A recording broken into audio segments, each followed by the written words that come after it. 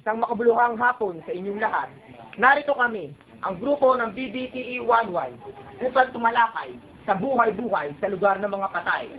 Halina't pasukin natin at silipin ang mga istorya dito sa pampublikong libingan sa lungsod ng Caloocan, Antala, Cemetery. Lugar ng kalungkutan, bigati at pamamaalam. Lugar kung saan ang mga mahal sa buhay ay nahihimlay.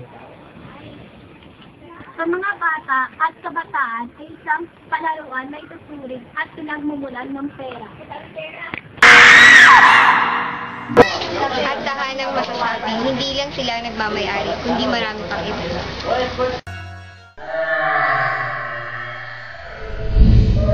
Ang cemetery ay matatagpuan sa bagong silang Caloocan City. Ito ay may lawak na 6.5 hectares. At itinayo noong 1947. Na pagmamayari ng Tala Hospital, na ngayon ay pagmamayari na ng ating gobyerno. Antala Cemetery. Kami ang mga mag-aaral ng Politekniko Universidad ng Pilipinas mula sa kursong Bachelor in Business Teacher Education